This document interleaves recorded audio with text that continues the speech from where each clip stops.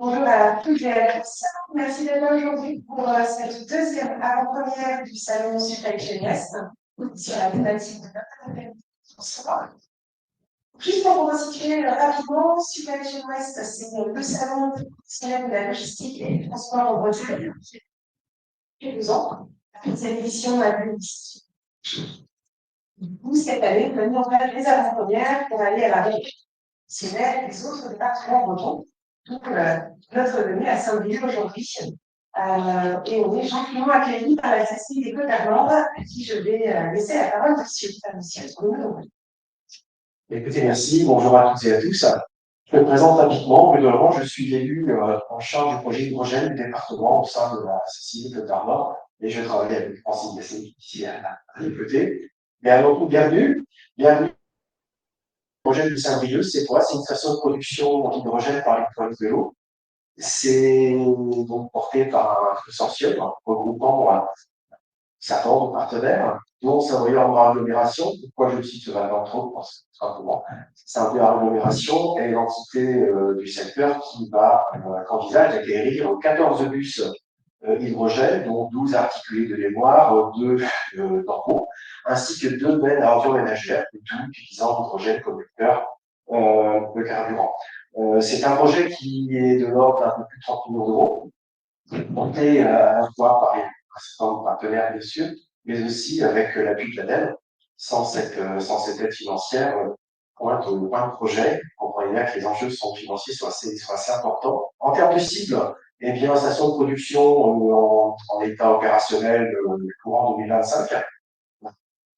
Et derrière ça, nous avons un projet complémentaire avec dans le domaine maritime, notamment tout près d'ici à Saint-Brieuc, on a une zone viticole où nous attendons impatiemment la réponse de la région. Nous avons couru un appel à projet pour rétrofiter une barge viticole. Donc, c'est le fameux bateau régulier qui roule.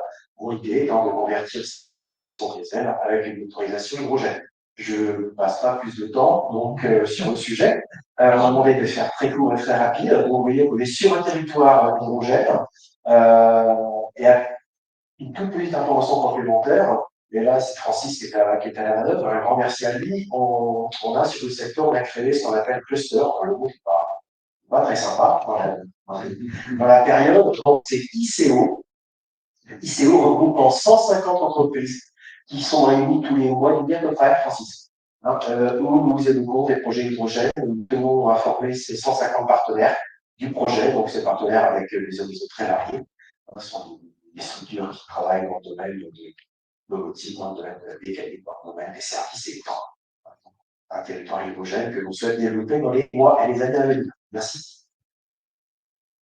Merci à vous pour l'accueil.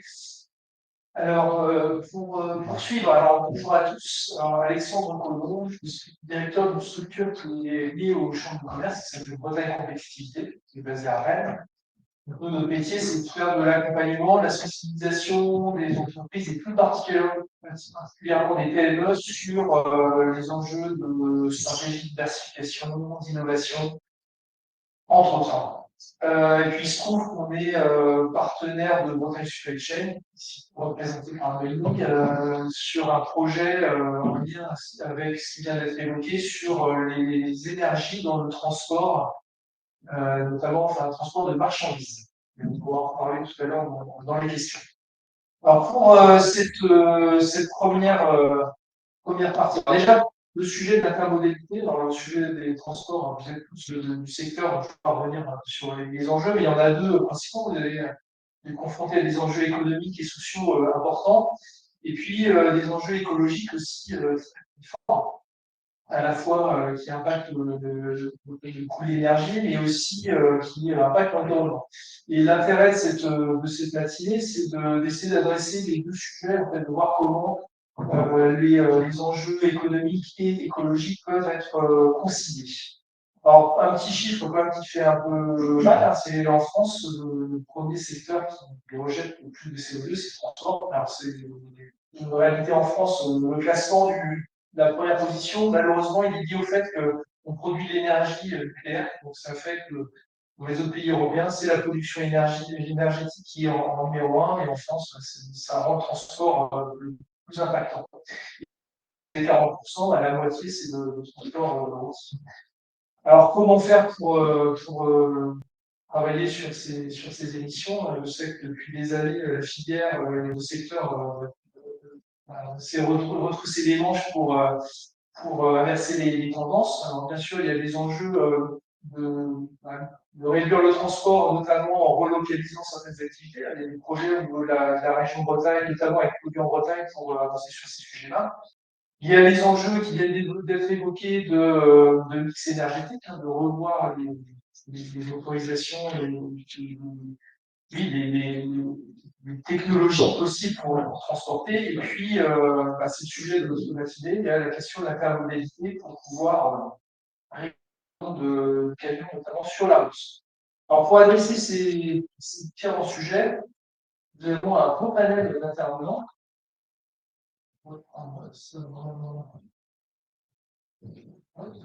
C'est quoi son signe? Voilà. Alors, pour cette matinée, on va fonctionner en 2 temps, avec première partie, 2 intervenants qui nous poseront les enjeux, le contexte à la fois du transport routier et puis du transport ferroviaire, donc avec Anthony Bruxelles de la FNTR et Sophie Ossetanet de la SNCF. Et pour la deuxième partie, on fera témoigner des entreprises et des représentants d'organisations qui regroupent des entreprises pour voir eux ce qu'ils ont mis en œuvre pour pouvoir concilier ces 2 modes de transport.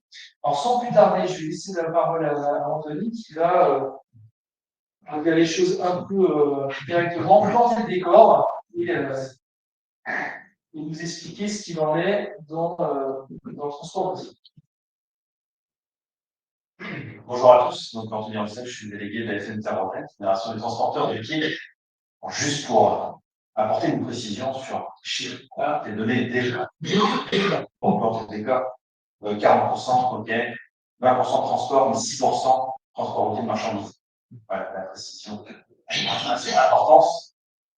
Alors, juste pour vous donner, alors sans faire aussi pas de chiffres, juste peut-être l'essentiel sur l'économie du secteur. Donc, on a 40 000 entreprises en France, à peu près 2 500 entreprises en Bretagne. Alors là aussi, il y a des chiffres avec précision, avec des entreprises qui ont leur siège en Bretagne, d'autres qui n'ont pas leur siège en Bretagne. 89% du fret est transporté par camion.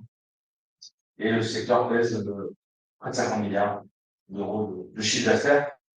On a vu son importance peut-être encore plus pendant la crise sanitaire et l'importance du transport routier de marchandises parce que pour le coup, sans camion, ça ne s'est pas passé grand-chose. Et c'est ce qui a permis probablement de sauver la production et l'économie nationale, bretonne et nationale. C'est un secteur assez atomisé puisque 80% des entreprises sont des TPE. Et c'est en Bretagne, globalement, on a à peu près les 3/4 des entreprises qui ont moins de 20 kg.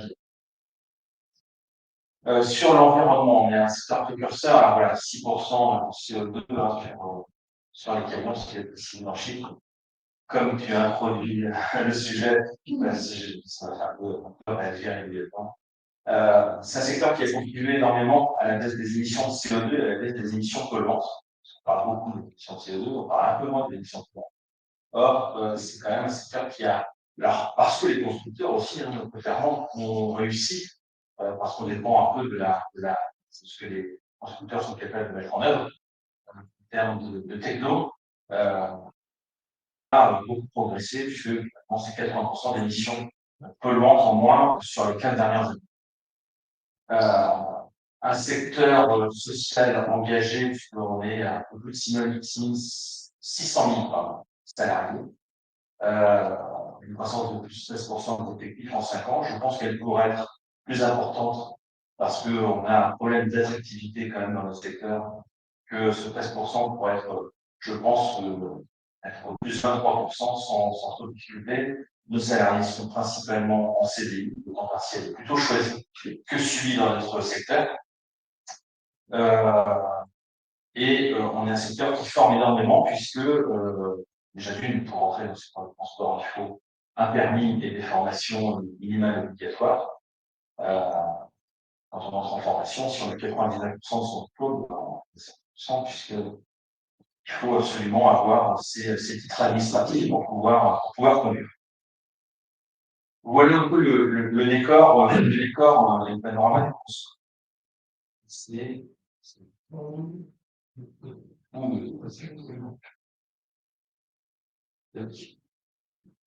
Ouais. Alors, pour planter le décor, si vous souvenez du livre sur la compétitivité, tenir un peu sur le train. Mais vous allez voir, timide quand même. Parce que je pense qu'il faut une offre, et que l'offre aujourd'hui, elle existe, mais elle mérite encore d'être travaillée. Il faut des clients. Alors peut-être commencer par des clients industriels, des clients transporteurs, parce qu'effectivement, les premiers utilisateurs du rail, c'est les transporteurs. Je pense que Bastien interviendra aussi sur le sujet tout à l'heure. Il faut une distance. Alors certains disent 400, certains disent 500, certains disent 1500 km, pour pouvoir justement avoir un intérêt à reporter sa marchandise sur le rail. Probablement aussi peut-être des services complémentaires, voire un package qui peut être proposé peut-être justement par des entreprises comme SNCF ou par des opérateurs comme la logistique. Et des conditions d'exécution qui le permettent. Alors ça, c'est aussi en fonction des produits. Quand on est sur de la livraison appropriée, bon, c'est un peu compliqué. Peut-être sur du pondérage, c'est peut-être plus facile. Je pense que Sébastien aussi interviendra, mais il y a des produits qui nécessitent de passer par le camion parce que la réactivité du camion aujourd'hui est quand même plus importante que la réactivité du rail dans la distribution. Mais c'est aussi puisque le développement durable tend à se transférer. Parce que si tout à l'heure je disais que il y en a quand même une qui existe, peut être proposée. C'est une réponse environnementale, mais aussi de sécurité de congestion. C'est un point de mal. Des fois qu'on a dit ça, on dit, je pense qu'il faut aussi avoir une approche commerciale sur le sujet qui soit cohérente, parce que c'est le client qui va quand même décider de mode de transport qu'il va utiliser. Donc, le transport routier n'est pas le problème, il est la solution. Je pense qu'on fait un peu tous l'erreur. Beaucoup opposent les modes. Opposent les modes de transport, le rail, la route, le maritime, le fluvial. Ils opposent aussi les modes énergie. Le gasoil, le GLP, l'électrique ou l'hydrogène. Et ça, je pense que c'est ce qui nous dessert aussi, parce que je pense qu'on a plus travaillé sur la complémentarité des modes. On parle souvent du dernier kilomètre, du chiffre du dernier kilomètre. C'est un peu la ferroviaire. Je pense qu'il y a quand même tous les kilomètres qui sont faits avant. Parfois, il y a de nombreux kilomètres qui passent par le maritime, qui passent par la route, qui passent par le rail. Et on oublie parfois un peu cet élément-là pour tout mettre sur le dos de la logistique urbaine. Parce que c'est possible, parce que ça fait partie des politiques publiques locales qui sont mises en œuvre, qui sont mises en place avec les ZFE, les ZPL et tout ce qui va avec. Donc je pense qu'on a plutôt intérêt à travailler sur cette complémentarité que de travailler sur une opposition. On va dire en fonction de l'usage, on met en face le mode de transport et le mode énergétique qui va bien. Parce que bien souvent, on a tendance à vouloir taxer la route. Je ne vous fais pas l'histoire de l'écotaxe des années fin 2000 et du dossier qui a traîné avec vous avez vu les bonnets rouges. Et en Bretagne, on a plutôt une économie de production. Donc, si on veut conserver la compétitivité de notre économie de production, le transport et la logistique, pour le coup, on a un devoir d'excellence. On ne peut pas pénaliser nos coûts de production. Plus on rajoutera dans la barque, dans la remorque ou dans le wagon la taxe, plus on pénalisera notre économie de production. Donc, j'ai parlé de l'évolution des matériels aussi, qui permet d'avoir une compensation. Je pense que plus, là aussi, Bastien peut-être le redira, mais plus le coût du gasoil augmente, plus l'intérêt aussi du rail devient important. Et dans les éléments de transition énergétique, on a beaucoup œuvré avec l'ensemble des partenaires sur le développement du gaz naturel véhicule. Et on voit bien l'arrêt brutal au mois de mars, avril de cette année, où certains clients ont dit à leurs transporteurs, vous mettez de côté vos véhicules gaz, vous en mettez du gazole sur la route, ça coûtera moins cher. Donc il y a aussi cet aspect économique qui rend un mode parfois un peu plus performant que l'autre. Et donc il y a quand même les conditions pour créer une meilleure complémentarité opérationnelle de l'espace, c'est rendre le réseau ferroviaire compatible avec la norme P400. Alors moi je ne suis pas un grand technicien, là aussi peut-être les uns et les autres pourraient intervenir, parce que je sais que c'est un des éléments quand on échange avec des transporteurs sur la possibilité de transférer de la route vers le rail, c'est la norme 400. Et forcément, une internalisation de l'aide à la pince, qui est plus une action de la région de Bretagne. Il y a le dossier pré- et post-acheminement à 46 tonnes, qui aujourd'hui n'est pas encore, on attend les arrêter pour la destination, les destinations possibles. Mais c'est un levier, puisqu'on passe de 44 tonnes à 46 tonnes, c'est quand même 2 tonnes de gain. Donc économiquement, on retrouve l'intérêt qu'il y avait auparavant avec le transfert de 40 à 44 tonnes qui a été élargi, et donc on passera de 40 à 36. Je pense que les chartes et la baisse CO2, vous avez peut-être entendu parler, les transporteurs s'engagent sur la baisse des émissions de CO2. La charte comme le label sont des leviers parce que ça permet d'avoir des réflexions et d'avoir une action sur la gestion de l'exploitation et de renforcer la commodalité. Je le disais tout à l'heure sur arrête de poser les modes, on dit qu'est-ce que ce mode peut m'apporter et comment je peux gagner en compétitivité et donc en rentabilité, on va dire, économique. Il y a aussi le plan annoncé par le secrétaire d'État Berville sur le développement maritime et porteurs. Je pense qu'en Bretagne, c'est la région avec la plus grande façade maritime, on a plus de 2500 km de côte. Alors, ça vient pour faire du tourisme, mais c'est aussi probablement une réelle opportunité de développer l'activité porteur. Et la région sollicitait d'un train qui est parti d'aller à Brest il y a une quinzaine de jours ou 3 semaines. C'est la preuve qu'il y a des infrastructures qui mériteraient probablement d'être un peu relookées. Néanmoins, ça veut dire qu'il y a du potentiel et que concrètement, on peut probablement y arriver. Et ça, c'est en mettant aussi, comme c'est fait ce matin, en mettant l'ensemble des acteurs autour de la table, parce que autant on peut être en concurrence, on peut avoir des appréhensions sur le comportement de l'un de l'autre, néanmoins, on y arrivera probablement ensemble et en travaillant de manière en rang serré. En Bretagne, il y a beaucoup de dossiers qui sont menés comme ça, avec notamment le petit secteur économique, breton, qui vont être contrôlés peut-être, mais maintenant qui peut se mettre en œuvre. Je crois qu'il y a de vraies opportunités à saisir pour notre économie, pour l'emploi de nos territoires. Ça, je pense que c'est hyper important. Et puis, c'est aussi la capacité du consommateur, nous sommes tous, à accepter ce que le citoyen exige, parce qu'on veut tous du développement durable, mais on ne veut pas forcément payer. Et ça, dans les comportements, il va aussi falloir se l'approprier, parce qu'il y a parfois ce paradoxe qui est quand même assez important. Et puis, pour finir sur une pointe d'humour un peu provoque, c'est, vous connaissez certainement le plus gros transporteur routier français, c'est Géodis. Géodis, c'est la SNCF. Si la SNCF n'est qu'ayant sur la route, c'est peut-être parce que la route est aussi un peu pertinente. Voilà, c'est juste pour la transition et passer la parole à Sophie sur le sujet. Voilà, si vous avez des questions, je suis à votre disposition. Je reste de toute façon dans le sens. Merci Anthony. Je vous propose de prendre quelques questions après vos deux interventions. Donc, vous pouvez les enchaîner, tout ça, je vois l'intervention d'Anthony.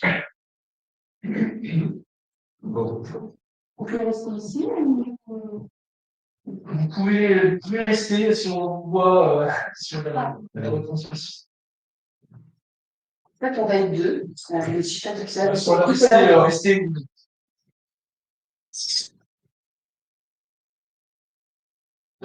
Donc pour la SNCF, donc, vous êtes présenté Sophie, en charge de la communication, des relations institutionnelles. Hein, vous laissez redire en quelques mots quelles sont vos missions.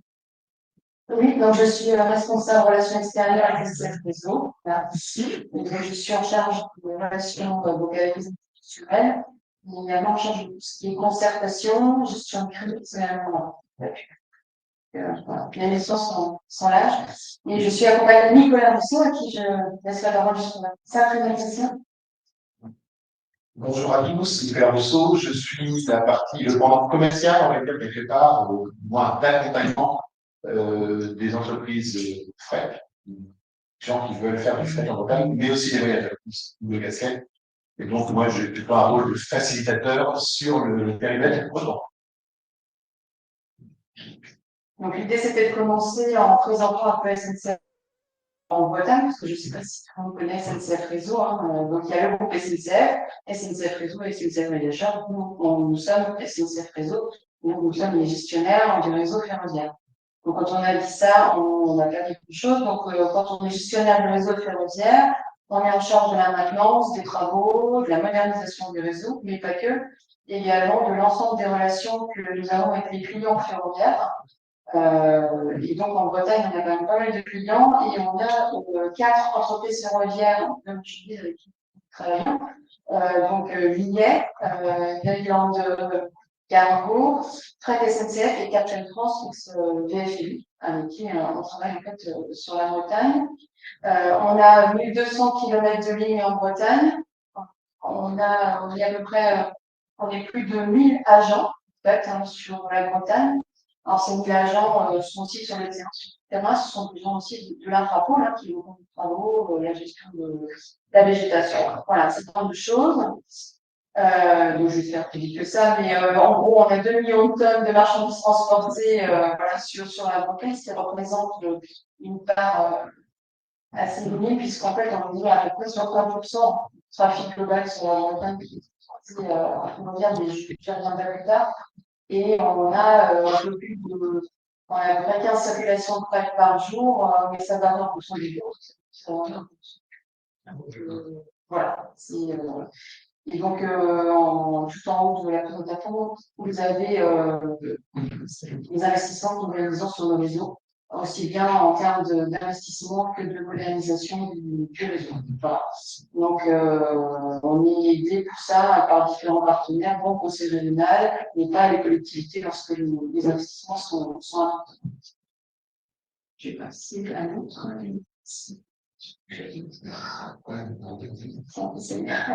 Excusez-moi. On peut commencer par les chiffres. En sport, c'est le sel. Coût en France, le transport de marchandises, il y a un coût inférieur à 10%, donc je vais raconter. En Bretagne, on était sur 1%, alors en Europe, on est sur du 17,6%. Si on a d'autres exemples, en Autriche, on est sur plus de 30% et en Allemagne, on est sur 18%. Donc, forcément, la marche est grande. Pour la Bretagne, ça s'explique pour un certain nombre de choses. En Bretagne, en fait, on est quand même une péninsule. Donc, forcément, c'est un peu plus compliqué puisqu'on est loin des axes et du nord. Et puis, quand on regarde un petit peu la structuration du flux, on se rend compte qu'on est beaucoup sur des flux intra-régionaux et non forcément sur l'intra-régional. Le ferroviaire est moins pertinent parce que voilà, on n'est pas sur des distances très très longues. SNCF Réseau, comme je vous le disais, est gestionnaire de l'infrastructure et dans ces infrastructures, il y a des structures que l'on met à disposition des clients, notamment François Alex, mais il pourra en parler. On a des plateformes que l'on met à disposition, notamment sur Rennes, la plateforme de transport combiné de Rennes, est utilisé actuellement. Mais on a d'autres plateformes de déchargement qui sont en fait des cours de marchandises. Et je pense notamment à la cour de marchandises Montaut en Bretagne, qui a été utilisée dernièrement par Saint-Gobain pour faire du trafic de tuyaux qui viennent de Pont-à-Mousson et qui sont destinés en fait à la construction d'un aqueduc géant entre Rennes et la Ferté-Bernard. Et donc Saint-Gobain a décidé d'acheminer l'ensemble de ces tuyaux. Donc un train, c'est 405 tuyaux. Donc, il y a 27 trains au total entre 2022 et 2023. Et donc, voilà, tous ces tuyaux sont acheminés par train. Et donc, cette cour de marchandises est utilisée, je fais pour ce trafic de paquets. Donc, quand on a dit ça, on n'a pas tout dit. Pour moi, en fait, le transport ferroviaire, c'est pas la solution. C'est fait partie d'un système, c'est ce que disait Anthony. Voilà, on se place au cœur d'un système. L'impact en fait du ferroviaire est moindre puisqu'en fait on a un impact au sol qui est moindre puisqu'on c'est un contact rail roue et forcément en termes d'empreinte au sol on est moins exigeant. C'est un travail, c'est un transport qui est plus sécuritaire. En termes d'empreinte carbone, c'est pareil. Bon, que ce soit en diesel ou en électrique, voilà, vous vous rendez compte que notre empreinte en termes d'émissions carbone est faible. Et je rebondis sur ce qui a été dit auparavant, en fait, le combat, il n'est pas forcément avec les poids lourds, hein, parce qu'en fait, on voit bien que la grande différence, c'est les véhicules légers qui font notamment moins de kilomètres. Hein. Et c'est ce que je disais, là, c'est plus compliqué pour nous en termes de ferroviaire. On a encore, en fait, des marges de manœuvre, hein, puisque, bon, en train électrique, on va dire que c'est neutre, d'une manière, et en train diesel, on a quand même encore une marque, en termes d'émissions carbone. Voilà. Donc pour moi, ce qui est important de rappeler, c'est que il ne faut pas être en concurrence des modes, que le ferroviaire s'envisage plutôt dans un mode systémique de préacheminement, de flux, de contre-flux, qu'il faut bien envisager. Ça, c'est des questions qu'on avait discutées notamment avec les transports aériens. C'était des trains qui partent plein et qui reviennent à vide. Voilà, qui sont étudiés. Et là, je pourrais laisser la parole à Nicolas, notamment sur des choses qui existent déjà en Bretagne et qui, à mon avis, ont le mérite d'être précisées, notamment par rapport au train de Bunch sur les bords de Brest, que je trouve intéressant. En effet, si on veut donner un peu de quelques exemples, vous avez abordé le sujet en parlant de trains qui sont sur le port de Brest. C'est une expérimentation, c'est une dizaine de trains qui ont été testés. Donc le but, c'est de fournir une usine de trituration, établissement Bunch, la matière première pour pouvoir travailler. Je ne sais pas si ça sera prolongé dans le futur, je l'espère bien sûr, puisque a priori, les retours sont plutôt positifs dans le respect des horaires politiques, on est plutôt bien passé. Petites choses comme celle-ci qui font que on pourra relancer le fret demain. Un des éléments, je ne sais pas si on l'a dit, mais qui me semble important, l'objectif pour le fret ferroviaire 2030, c'est x2. Alors x2, ce ne sera pas forcément sur les trains de type céréales, les trains de type transport conventionnel, ce sont beaucoup sur les trains du combiné, d'où l'intérêt d'avoir des gens qui font du combiné ici. Tout ça, c'est pour dire qu'il y a énormément de possibilités pour le ferroviaire, parce que le ferroviaire va générer peu d'émissions de gaz à effet de serre, même si, dans certains cas, avec du diesel, on ne peut pas aller partout en électrique, hein, parce qu'on n'est pas adapté. Aujourd'hui, un certain nombre d'appels d'offres, vous allez avoir la condition du volume de gaz à effet de serre généré dans certains appels d'offres. Ça peut être rédhibitoire si vous n'avez pas une solution au minimum d'acarbone. Décarboner complètement, il ne faut pas rêver, mais une solution d'acarbone. Et c'est vrai qu'aujourd'hui, on est sollicité pour essayer de voir dans quelle mesure on peut travailler pour décarboner certains modes de certains transports, parce que les appels d'offres, sinon, leur sont quasiment intermittents. Puis, dernier petit point sur lequel on peut.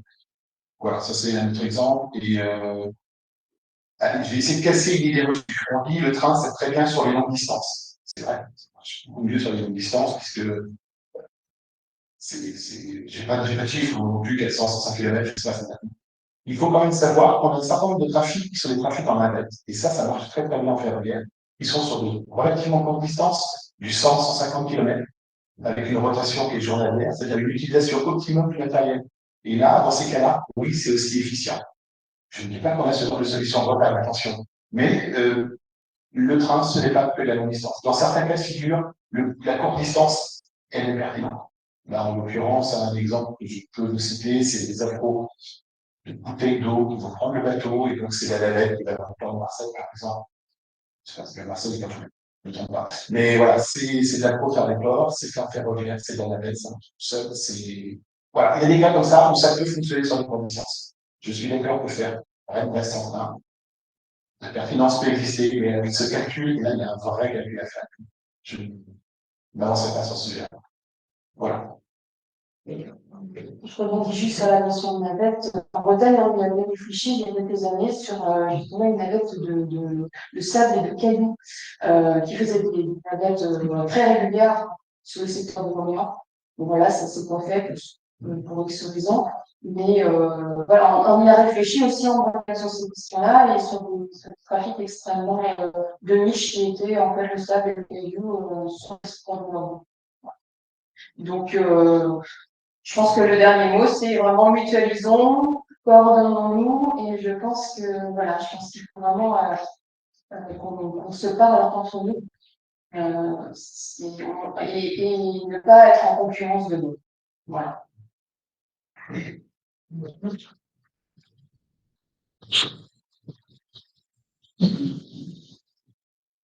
Merci à tous les trois pour ces introductions assez détaillées et complètes qui montrent à quel point les échanges et les interactions sont nécessaires. Il y a deux personnes qui ont été interpellées Bastien et Sébastien, qui vont témoigner tout de suite. Avant de vous laisser la parole et d'échanger avec vous en format interactif, on peut prendre quelques questions sur les premières interventions, si vous souhaitez, ou des compléments, des remarques. Oui, Alexandre Paul, la Bretagne, je suis service transport. Merci Nicolas d'être intervenu sur le mythe des 400 km de comptabilité du transport ferroviaire. C'est la question que j'allais poser. Parce que je pense qu'aujourd'hui, il faut, pour changer les règles du fonctionnement de la logistique et du transport de demain, il faut casser ces mythes et sortir du modèle dans lequel on est là aujourd'hui. Parce que si on veut progresser, si on veut décarboner les transports, si on veut se mettre réellement dans une transition écologique, il va falloir casser beaucoup d'habitudes et de codes qu'il y a et à tous les niveaux. Et le premier, c'est celui qui a été évoqué, c'est qu'il faut arrêter de mettre les modes en concurrence. Parce qu'aujourd'hui, on n'a plus les moyens. On n'en a plus les moyens, que ce soit les moyens environnementaux ou même les moyens économiques. Il va falloir continuer à travailler sur cette complémentarité et choisir les modes les plus optimales. Tout à l'heure, c'est pas le sujet du jour, mais le mix synergétique, c'est exactement la même chose. Il va falloir demain choisir pour tel type de déplacement, telle énergie, parce que c'est la plus optimale, y compris le diesel, le gasoil, y compris l'essence. Il ne faut pas avoir, c'est pas un tabou, il faut arrêter de penser que demain sera fait par des énergies renouvelables, décarbonées, c'est pas vrai. Je sais que dans le secteur du BTP, c'est pas forcément pertinent, les engins de chantier, d'être avec des énergies renouvelables. Voilà, ça fait un exemple. Par contre, ce qu'il y a, c'est que donc une des questions, c'est qu'est-ce que vous avez comme connaissance sur des expérimentations innovantes ou sur des projets qui mériteraient d'être soutenus pour justement aller dans ce sens-là et puis un petit peu casser les codes qui sont en place aujourd'hui dans ce secteur du sport. Oui, il y a une chose quand on parle des navettes, aujourd'hui, on sait qu'une des difficultés des véhicules autonomes, c'est le fait d'être dans le trafic. Il me semble que l'oral, il y a quand même un avantage déloyal par rapport à tous les autres modes de transport, c'est que lui, il est sur un rail, il y a personne qui veut l'embêter, par rapport au cheval qui traverse. Mais pour le véhicule autonome, ça serait quand même la voie royale. Or, on voit quand même pas, c'est très timide ce qui se fait. Et je comprends pas pourquoi.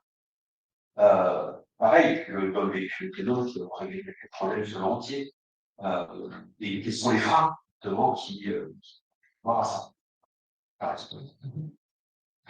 Merci. Et qui souhaite répondre sur la partie, on va avoir des exemples justement, aujourd'hui, donc en projet innovant et en étant un peu dans la perspective. Au moins sur le véhicule autonome, nous sommes en train de finaliser les conventions. Alors, je suis désolé, c'est du voyageur. Mais effectivement, pour travailler sur des véhicules autonomes guidés, puisque là, ça va être sur rail, sur la région Bretagne, il y a une expérimentation qui va être faite. Alors, il y avait bien le premier trimestre de 2023. Ne me demandez pas le jour précis, puisque la convention est en train de monter pour pouvoir utiliser une ligne ferroviaire pour pouvoir le faire. Donc, la Bretagne n'est pas en retard. Elle est dans la course. Voilà. Est-ce qu'il y a des projets innovants? J'aurais tendance à dire qu'aujourd'hui, tout dépend où on place le niveau d'innovation. Ferroviaire, c'est la révolution industrielle, c'est une vieille dame quelque part. Donc, le côté innovant est faible, mais oui, il y a des projets. Par contre, parler de projets, oui, il y a des projets. Heureusement, d'ailleurs, on a des projets qui sont à court et moyen terme de réembranchement. On en a loupé, les projets de réembranchement. Je ne vais pas vous dire que tout est beau et qu'on fait des miracles. Ça peut avoir un coût économique. Mais par contre, des entreprises qui souhaitent regarder comment pouvoir faire du ferroviaire. C'est pas peut-être innovant sur en tant que tel, mais oui, il y a des opportunités. Si on parlait de changer par contre un peu du cadre assez traditionnel, soit du conteneur, soit du mode plus classique, malheureusement, je n'ai pas encore en portefeuille de choses que je pourrais qualifier de sortant du cadre, mais on est bien sûr ouvert à toute proposition honnête et malhonnête. Souvent très très clair là-dessus. Juste alors, effectivement, il y a aussi la problématique des infrastructures peut-être qui freine un peu les projets d'expérimentation ou d'innovation. Je suis pas de réseau aussi, Bastien aura une réponse à apporter. Après, il y a aussi la concurrence du mode multiple qui reste encore importante et avec le développement potentiellement en 2025 de l'EMS en général qui va faire des choses comme ça. Donc, c'est-à-dire qu'on pourrait avoir des convois routiers et sur la problématique du véhicule autonome, il y a des entreprises qui nous assurent que ça fonctionne et que le problème aujourd'hui est plus assurantiel. Donc, voilà. Je pense que ça va aller petit à petit, mais je pense que ça va aller vite, malgré tout. Et que si une décision était prise aussi par rapport à l'EMS et au moins on va s'arrêter à ça, sur un poids identique, pour l'instant, ça peut aussi, là encore, soit désavantager une partie du transfert sur le rail, soit peut-être accélérer aussi le processus parce que ça créera de nouvelles opportunités. On voit souvent sous l'œil de la contrainte, mais forcément l'opportunité, je pense que c'est peut-être là aussi, parce qu'il y a la problématique de manœuvre, parce qu'il y a la problématique de congestion du social, la gestion du social, il y a la problématique de sécurité. Et ça, dans les entreprises, aujourd'hui, c'est une vraie réalité. Et les entreprises travaillent sur le volet économique, sur le volet social, sur le volet de travail. C'est des vrais enjeux malgré tout. Ce qu'il ne faut pas oublier aussi un problème, c'est qu'aujourd'hui, en Bretagne, on cherche globalement 2022 ou plus, et que, enfin, en termes d'attractivité, on se doit d'être performant, on va dire, au niveau environnemental, parce que les jeunes aujourd'hui, quand ils cherchent un jeune, ils ont aussi un esprit ambitieux qui est en connexion parfois avec les clients qui font sur Amazon au moment de trois peintures en disant de toute façon, je garde cette type de peine, j'aimerais en 0 € le reste. Voilà. Donc on a aussi ce souci d'attractivité dans nos métiers. Et l'innovation, la préoccupation RSE, est un enjeu. On voit bien le développement de la marque employeur dans une entreprise qui fait plus longtemps quand même que ça. Merci. Juste, si vous permettez, il y a une autre innovation qui qui est un petit peu moins palpable, c'est pareil, c'est pas du système, mais c'est le fait qu'on travaille aussi sur la sécurisation des signaux. Parce qu'en fait, on est une qualité de service comme on voit maintenant, et donc c'est la mise en place notamment de gros couloirs, enfin, un petit peu bien autrement que moi, mais notamment sans des lieux synterdécors pour permettre aussi de sécuriser sa décision. Et pendant la période Covid, on a mis en place une cellule qui s'appelle ATTAC, qu'on a mis en place avec la préfecture de région, et qui permettait de gérer en fait les approvisionnements quotidiens pendant le Covid, ce qui est compliqué. Et cette cellule-là, c'est peut-être pas l'innovation, mais c'est au moins la concentration entre nous pour faire en sorte que 90% du temps, on puisse circuler pendant la Covid. Donc, c'est une autre innovation, mais c'est quand même quelque chose qui a été mis en place en Bretagne, qui a été repris au niveau national. On a été quand même les précurseurs au niveau de la Bretagne avec la mise en place de cette cellule. Donc, c'est une sorte d'innovation. D'accord, que le terme d'innovation n'est pas que technologique et de la R&D, la recherche fondamentale. De nouveautés et progrès dans une entreprise, dans un secteur, a été considéré comme une innovation. Est-ce que certains souhaitent compléter ou avoir une remarque avant qu'on passe au témoignage des deux entreprises qui sont présentes? Alors, ce que je vais faire, c'est que je vais utiliser ce micro-là. Je vais vous proposer d'utiliser ce micro et je vous laisse là. Donc, pour illustrer ce qui vient d'être dit, nous avons la chance d'avoir deux intervenants qui pratiquent l'intermodalité depuis de nombreuses années. Alors, je vais commencer avec vous, Bastien Thirion. Alors déjà, qui êtes-vous et quelle entreprise travaillez-vous? Alors, vous avez été cité, il y a plus de scoop, mais pouvez-vous nous dire qui vous êtes et quelle est l'activité de votre entreprise? Oui, il y a un peu de teasing par rapport à ça, donc je représenterai Global Logistics. On est une bretonne de transport logistique et pour ma part, je suis directeur de l'activité ferroviaire du groupe. Donc, je viens accompagner Mathieu et Patrick Lahaye dans leur remontée depuis plusieurs années, dans le parti aéroport moderne de Toulouse, au départ à l'administration de la Bretagne, notamment. Voilà, on est une entreprise qui est justement en qui est beaucoup moins chez nous. Ces activités-là sont absolument liées. Alors, on a plusieurs pôles à l'intérieur du groupe, un pôle de transport pour faire un packaging, un pôle cargo, un pôle logistique et packaging. Et la niche, on va dire, présente de transport multimodal, que pendant 10 ans, c'est battu pour essayer de maintenir en fait les activités des par la Bretagne, avant d'arriver vers le frémissement actuel et cette envie de clairement appuyer les producteurs industriels et les transporteurs de pouvoir reporter modalement là-dessus. Voilà. Donc, historiquement, on a été utilisateur l'opérateur de transport combiné, on était transporteur intermodal. Un transporteur intermodal, c'est quoi? C'est un transporteur qui va utiliser des hélices, donc des caisses qu'on va placer sur un châssis routier qui va se positionner sur un on va situer ces derniers kilomètres également sur un châssis routier. Ça, c'est notre activité. On y a fait des luttes, on utilise, là, il fait partie des premiers transporteurs à partir de la châssis Lyonnaise. On a eu des étapes, en fait, dans la maturation de ce projet, en 2016, pardon, on reprend la gestion caractéristique du terminal combiné de Rennes, entre lequel on est opérateur depuis maintenant 6 ans. Et l'année prochaine, on deviendra opérateur de transport combiné, choisi en fait de prendre le dessin pas uniquement attendre les opérateurs pour pouvoir développer le maillage du possible. Et en fait, l'enjeu, en fait, il est là. Il est d'avoir des voies qui soient disponibles, des capacitaires, en fait, sur le réseau parlé, pour permettre aux industriels, aux transporteurs, en fait, d'avoir des solutions pertinentes de rebond. On va revenir les micros. On va revenir dans la deuxième.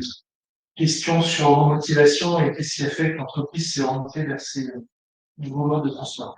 Et donc, à vos côtés, donc, un représentant d'une, on va dire, une fédération professionnelle dans la nutrition animale, donc c'est le délégué de Nutri-Nourrir aussi. Alors, pourquoi Nutri-Nourrir? Ouais, presque tout est dit. En ce qui me concerne, effectivement, j'ai en charge l'animation de Nutri-Noé, qui est l'association qui représente les intervenants d'aliments bretons. Donc, les 15 entreprises font groupe, qui font de l'aliment pour les porcs, les volailles, les de chair, pondeuses et ruminants. Les Bretons sont tous adhérents de Nutri-Noé. Ça représente 42 usines, c'est 7,5 millions de tonnes d'aliments fabriqués tous les ans. Une fois qu'on a dit ça, ça veut dire qu'il y a autant de matières premières qui rentrent dans l'usine. Rien ne se crée, se transforme. Donc, l'État de plan d'aliments réceptionne 7,5 millions de tonnes de matières premières qui vont transformer et qui vont ensuite livrer en élevage. Pour vous permettre d'appréhender un peu mieux ces ordres de grandeur, c'est globalement 800 000 vaches laitières nourries tous les ans, c'est 1,4 million de porcs, c'est 20 millions de poules pondeuses. Alors ces chiffres peuvent paraître énormes, c'est à l'image de ce que représente la Bretagne en termes d'agroalimentaire pour l'ensemble du territoire français. Donc les fabricants d'aliments sont des opérateurs qui font appel à de l'intermodalité, plutôt des opérateurs qui font propre le jeu d'utiliser au mieux la logistique. Et pour ça, un certain nombre des adhérents de Nutri-Noé, 4, ont fait le choix de la comodalité. C'est comme ça que je vais le traduire, puisqu'ils ont opté pour des frais ferroviaires, du transport en vrac de céréales pour approvisionner leurs usines. Ça s'y prête pour différentes raisons. Parce qu'on est sur du transport de masse, du pondéreux, et ça permet d'accéder à des bassins d'approvisionnement suffisamment distants, puisque les céréales en question viennent du centre Val-de-Loire, quand on parle des céréales, et d'autres produits qui est transporté par le fret ferroviaire, ça va être des coproduits céréaliers qui viennent plutôt pour le coup des Hauts-de-France. Voilà, en termes de flux, en termes de destination, on va dire, de trajet. En termes de tonnage, c'est pratiquement 1 million de tonnes qui transitent par le rail tous les ans à la fin. Donc, c'est quelque chose qui existe, qui est probablement insuffisamment connu, mais qui nécessite d'être pérennisé. Merci. Donc, des produits qui se prêtent bien au transport ferroviaire. Vous avez évoqué un nombre de trains annuel assez considérable. Tout à l'heure, Sophie, vous parliez des transports de tuyaux pour faire des véhicules. C'est aussi en centaines de trains qui sont. Pour le coup, effectivement, l'ordre de grandeur, c'est 650 trains par an pour l'alimentation animale bretonne.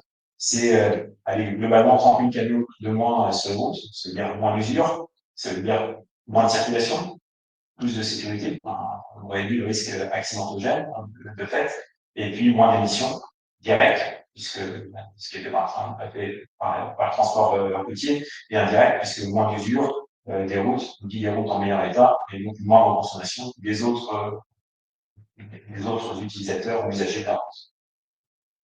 Bastien, je me tourne vers vous. Alors, sur les motivations, à la fois du groupe Lael, mais aussi de vos clients, de passer sur le train, on vient de citer quelques-uns, comment vous les résumeriez? Alors, les motivations d'entreprise, voilà. Alors, les motivations d'entreprise, on n'est pas uniquement transporteur, on est aussi citoyen, donc il y a eu une vraie prise en compte pour les exigences environnementales depuis une vingtaine d'années. Ça, c'est vraiment à la genèse de cette activité que j'ai gardée. Il y a 10 ans, par exemple, on ne dit pas faire la semaine par route, hein, et là, c'est une motivation-là qui a poussé l'entreprise à aller à un maximum de transport alternatif. Aujourd'hui, les problématiques capacitaires, les évolutions des matières premières, sont autant de motivations qui poussent en fait les clients de prospères industriels à venir se poser aussi la question du report modal. On a les chiffres tout à l'heure, c'est vrai, un train, c'est 40 camions sur la route, donc Il y a des obligations de formulaire que quand le client est toujours il faut le voir tous les jours. Donc ça, c'est quand même un point majeur qui crée à ce nombre de conducteurs enfants et très prégnant dans nos activités de transport routier. Sur le côté écologique, bah, oui, c'est sûr, aussi, en économie, aujourd'hui, j'ai quand même la date du canot pour faire 6 km de distance. Ça aussi, c'est un point hyper important par rapport à la aussi l'infrastructure. Aussi, et par rapport au l'économie CV, sur le ligne qu'on utilise aujourd'hui, on a entre 5 et 700 kg de CO2 et une à chaque fois qu'on fait sur le parc. Donc, on est sur un niveau économique, mais c'est pas quand on est sur un raisonnement qui est sur les 10 euros, on arrive à une équation économique qui devient de plus en plus équilibrée, pertinente, pour encourager le développement. On parle beaucoup, il y a la question du coût de la route, avec un ou deux, on a évoqué le fait qu'aujourd'hui, je pense, c'est en particulier en Bretagne, l'impact du coût d'entretien, de France des routes n'est pas calculé, ça a un impact aussi. Est-ce que c'est un effet un peu freinant sur le report? J'ai laissé répondre Anthony, peut-être là-dessus. Sans que Le transport routier contribue au corps national. L'infrastructure par rapport à la taxe, par rapport aux taxes qui sont payées sur les différents taxes qui sont assises sur le transport routier. La problématique du financement des infrastructures, elle est largement compensée par que paye le transport. On évoquait des chiffres européens, enfin des comparaisons européennes. Ça peut être un élément, enfin, c'est la question souvent par rapport aux autres pays, pourquoi on ne sert pas plus. Regardez, on verra le sujet des infrastructures, c'est aussi l'objet en comparaison européenne. Voilà. Il y a une part, je pense, de compétitivité gagnée par les pays européens de l'Est et l'Europe centrale, qui sont liés principalement au social et à la fiscalité appliquée dans le pays. Il y a une étude du CNR qui est produite régulièrement, qui donne les différents postes, c'est-à-dire économiques et sociaux des entreprises européennes, assez clair, du transport. Et il est très clair que notamment la fiscalité en France est un point important sur l'activité des entreprises nationales. Et on voit bien le cabotage qui est fait plus important en France que sur les pays européens. Là, on voit moins parce que la situation géopolitique fait que peut-être les pays qui utilisaient des conducteurs ukrainiens sont moins présents en France et en Bretagne. Et néanmoins, il y a un aspect compétitivité. Le transport international a considérablement baissé par les entreprises nationales au profit de l'entreprise européenne. Difficile de comparer les situations.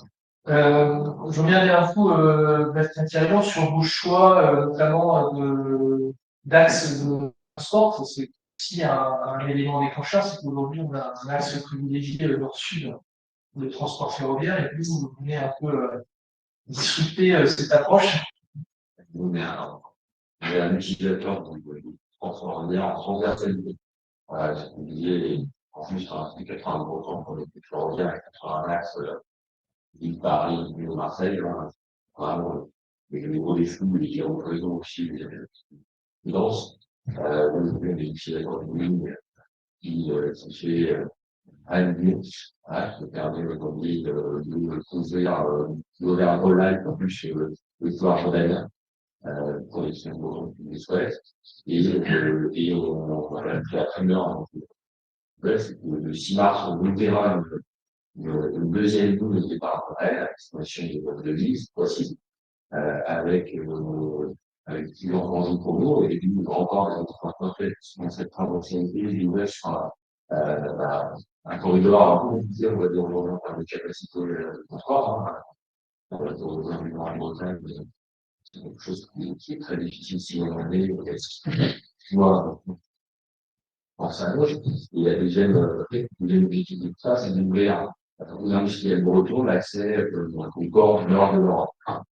Donc cette ligne ferroviaire sera continuée par des axes fluviaux qui permettront de toucher Anvers, Rotterdam et Bruges-sur-Quai, tout en intermédiaire et d'avoir accès directement au navire. Alors, on voit sur les motivations, les opportunités d'aller vers l'intermodalité en route au rail. Par contre, vous avez évoqué les uns et les autres un certain nombre de difficultés, de freins qui pourraient apparaître, notamment par rapport à cette ambition de doubler de la part du ferroviaire. Sébastien Totti, dans votre secteur en particulier, il y avait la question notamment du stockage, des enjeux de stockage. Est-ce que vous pouvez nous expliquer ce qu'il y a derrière ce sujet? Oui, alors en fait, les flux dans la filière élevage ont considérablement évolué ces dernières années. Alors, quand je dis dernières années, hein, c'est pas une innovation de ces 5 dernières années, c'est quelque chose qui s'observe à plus long terme. Pour autant, la tendance a été de réduire les stocks en élevage, pour différentes raisons, notamment pour avoir des aliments pour les animaux les plus performants. Donc, un poussin ne mange pas la même chose qu'une poule pondeuse ou qu'un poulet de chair. Un porcelet ne mange pas la même chose qu'un porc. Et pour adapter à chaque fois l'aliment au stade et aux besoins physiologiques de l'animal, les éleveurs ont fait le choix de réduire leur stock. Par répercussion, et en parallèle de ça, il y a eu également un développement de démarches de filières pour segmenter, pour proposer des démarches innovantes ou segmentantes et répondre aux attentes des consommateurs, et donc la multiplication également des formules d'aliments à produire dans les usines. Une usine d'aliments, aujourd'hui, c'est entre 150 et 300 formules d'aliments. Pour le coup, il est impossible de stocker autant d'aliments sur un site industriel. Ça nécessiterait de multiplier de façon considérable les cellules, donc c'est absolument inenvisageable. Par répercussion, le stock de matières premières sur les usines a diminué également. Et donc, pour le coup, c'est différencié aussi pour répondre à ces différentes problématiques. Pour le coup, la tendance est plutôt à la réduction des stocks sur les usines et donc à un certain développement et un appel à la souplesse sur les approvisionnements et un regain peut-être d'intérêt pour le transport routier. D'autant plus qu'un certain nombre de matières premières, puisque je n'ai pas évoqué jusque-là, proviennent des zones portuaires. Un certain nombre de matières premières arrivent également par les ports bretons ou de la façade atlantique. Donc, ici, vous en avez un exemple concret avec le port de Saint-Brieuc, le port de Liguet, sur lequel il y a un certain nombre de bateaux de caboteurs qui arrivent et pour lesquels les derniers kilomètres se font par la route, mais c'est un accès direct et intéressant. Par là, je dois en dire que finalement, les usines qui ont la capacité de faire du fret ferroviaire sont limitées parce qu'il faut que ce soit des usines d'une certaine taille. Pour accepter un train complet, c'est entre 1200 et 1500 tonnes de la matière première en question. Donc, il faut pouvoir les consommer, enfin, les stocker et pouvoir les consommer, enfin, les stocker et les consommer dans un temps qui soit raisonnable. Donc, toutes les usines ne le peuvent pas. Aujourd'hui, il y a 4 entreprises qui sont utilisatrices, qui ont un embranchement. L'enjeu, c'est de maintenir ces embranchements. Voilà, on reviendra dessus, mais l'enjeu, c'est celui-là. Et derrière le maintien de ces embranchements, il y a encore des possibilités de développement de volume. Il y a la possibilité de faire plus dans l'indépendance. Bastien, la nature des produits que vous traitez est également un enjeu important. Vous êtes plutôt sur des produits, il y a la question des produits qui doivent rester à température maîtrisée. Comment vous gérez ça par rapport aux aléas ou au manque peut-être un peu d'agilité du ferroviaire par rapport au voilà. Alors, la nature des produits qu'on transporte, elle n'est pas en corrélation avec la nature de la conjoncture de la région. 50% de cette part ici, c'est une industrie, on est sur l'agroalimentaire. Dans le reste, encore en place de l'agroalimentaire, administrative et communautaire. Aujourd'hui, on est sur deux voies ferroviaires qui permet de toucher le bassin lyonnais en A et B, qui est assez proche de 120 par route. Par les horaires où le intercite et le horaire nous arrivons sur nous, qui permet de commercialiser de manière sécurisée de la façon. On est avec un 4 heures moins rapide que la route publique. Ça nécessite, en fait, pour les clients utilisateurs, d'accepter le fait d'avoir des échéances un peu plus longtemps. Et quand j'ai un peu plus long, on reste avec notre délai acceptable. Quand vous êtes, je suppose que les catégories de produits qui vous rappellent, vous avez toujours là, la tension du flux et l'obligation par rapport à notre produit. Mais, aujourd'hui, les solutions elles sont possibles et on voit bien, en fait, les logiciels, notamment ceux qui font le transport de stock et stock, de produits frais, sont prêts à ralentir en fait leur délai d'approvisionnement parce qu'ils ont la capacité de travail qu'ils peuvent avoir un client d'intégrer ces contraintes de transport déjà. Vous avez également des entreprises qui je me tourne vers la SNCF, l'enjeu des, vous évoquez les sillons, et les ensemble de contraintes matérielles qui limitent cette agilité. Comment vous travaillez sur ces sujets-là avec les professionnels pour optimiser? Je vais essayer on a la parole à Nicolas, non, mais c'est pour dire, mais c'est vrai qu'on a une réunion régulière avec les clients, justement, on anticipe dès qu'on sent qu'il va y avoir des aléas, Nicolas, de la manœuvre avec il y a d'autres personnes pour trouver des solutions. Et puis, il ne faut pas se tourner non plus, on a quand même des contraintes en matière de réseau ferroviaire, qui sont mieux, ils me parlent bien, mais on a également une vraie, c'est non plus. Puisqu'en fait, on est sur des lieux extrêmement contraints, qui, d'un point de vue urbanistique, sont complètement clamés, et donc, forcément, n'aident pas non plus à la fluidité des flux, voilà. Et puis, quelque chose que j'entends aussi régulièrement, la SNCF, c'est une sorte de bunker, de poteau, sur qui on ne sait pas, on ne sait pas faire tout se tourner, en fait. C'est un petit peu ça, en pâtit aussi de cette image SNCF, grosse entreprise, c'est pour ça que Nicolas au quotidien pour voilà, faire connaître tout ça. Mais je trouve que la création de clients et services à la fois en direction territoriale et au niveau du siège de situation est au cœur du RSM, et c'est Nicolas qui, au jour le jour, gère justement ces solutions-là pour, en fonction en fait, des droits de clients. Mais pour moi, un des sujets quand même reste l'infrastructure et les nœuds sur lesquels il faut absolument qu'on travaille. Je regarde Alexandre parce que ça je aussi. Mais quand je parle, je suis désolée. Comme je l'ai dit en introduction, une de mes fonctions, c'est effectivement d'être un facilitateur. La SNCF, on va dire SNCF réseau, on a toute la SNCF. C'est assez compliqué. Et donc, vous avez de nombreuses portes. Donc, si vous commencez à taper les portes, vous allez vous essouffler et vous perdre un certain nombre. Donc, effectivement, on a mis en place quelques années des pôles clients services pour au moins déjà essayer d'accompagner les clients existants et ceux souhaitant développer l'offre ferroviaire. Pour ce qui est des contraintes, oui, ce n'est pas une des bisounours, c'est des contraintes.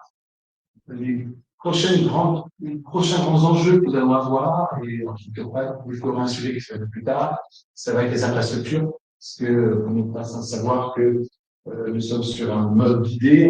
Guidé, ça veut dire qu'il y a peu rail, il y a des traverses, cailloux en dessous, il y a des ballast, et que ça nécessite, à 30 ans, ça dépend de l'utilisation, d'être régénéré.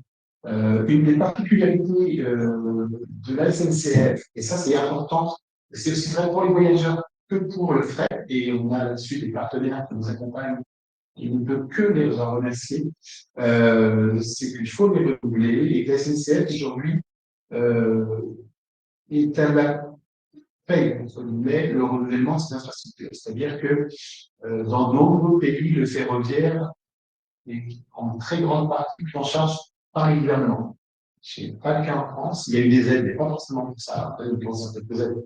Donc, c'est la SNCF Réseau, en l'occurrence, et pas très explicitement, il prend en charge ces investissements de régénération du réseau. Et elle le fait payer comment? À travers le sillon. Et c'est vrai que un des reproches qu'on peut nous faire, c'est que le sillon, oui, oui, parce que à la différence de certains pays de notre nombreux quasiment tous les pays européens, nous allons devoir prendre une partie du sillon pour pouvoir retravailler sur le réseau si on veut pouvoir continuer à parler des trains. Et ça, c'est une d'accession aux frais et parfois aux voyageurs sur le réseau. Alors, j'ai pour ça dit qu'on a des partenaires pour les voyageurs, on a excessivement aidé par l'État sur un certain nombre de dossiers que ça explique. La région aussi est très en pointe là-dessus.